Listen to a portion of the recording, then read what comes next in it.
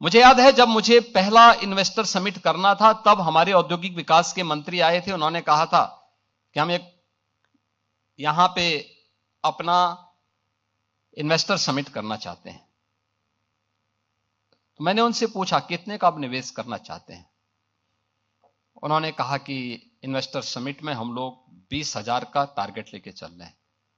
मैंने कहा बहुत छोटी राशि है, थोड़ा बड़ा सोचो, बड़ी सोच के साथ काम करो, पॉलिसीज तैयार करो। 20,000 करोड़ के लिए मैं प्रधानमंत्री जी को नहीं आमंत्रित करूंगा। तो उन्होंने कहा अरे कौन आएगा यूपी में। हमने कहा लाना तो है, उस प्रकार की परिस्थिति पैदा करनी है। और आज जब हम यहां पे इस फार्मा कॉन्क्लेव के अवसर पर हैं, मैं आपको कह सकता हूं कि यूपी को अब तक 2017 से अब तक 50 लाख करोड़ रुपए के निवेश के प्रस्ताव प्राप्त हुए हैं, जिनमें से हम लोगों ने 20 लाख करोड़ रुपए के निवेश के प्रस्तावों को अलग अलग समय में यूपी के अंदर ग्राउंड ब्रेकिंग किया है। इनमें ज्यादातर प्रोडक्शन शुरू हो गया है। आज आप देखते होंगे अनएम्प्लॉयमेंट रेट में यूपी देश के अंदर न्यूनतम स्थिति में है, बहुत कम है। हमारे यहां 2.30% है।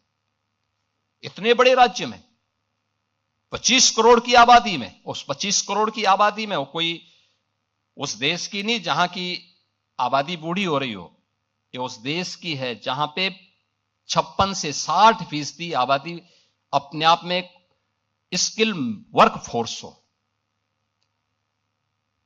जवान है, काम कर सकती है, काम कर रही है, कामकाजी है।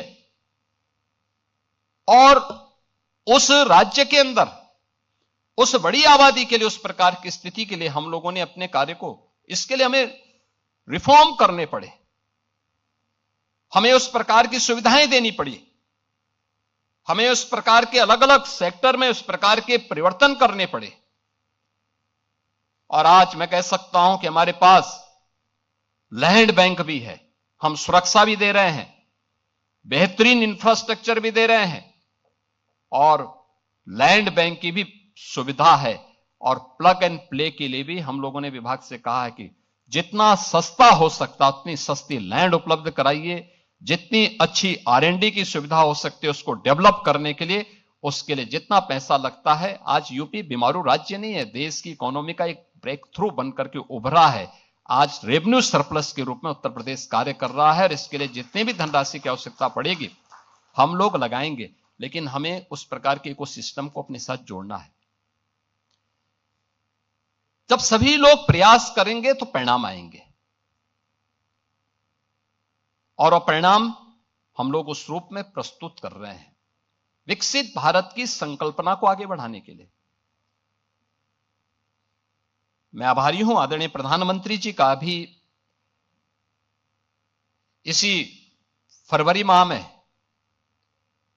दिल्ली में EI कॉन्क्लेव होने जा रहा है, और उससे पहले देश के अलग अलग राज्यों में अलग अलग कॉन्क्लेव हुए थे।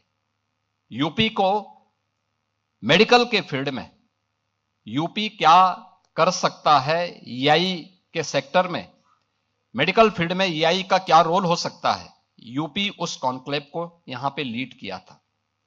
और हम लोगों ने उस समय यूपी के लिए EI मिशन के लिए 2,000 करोड़ रुपए की घोषणा की थी, जिसको हम 3 वर्ष में एक समान रूप से आगे बढ़ाने का कार्य करेंगे।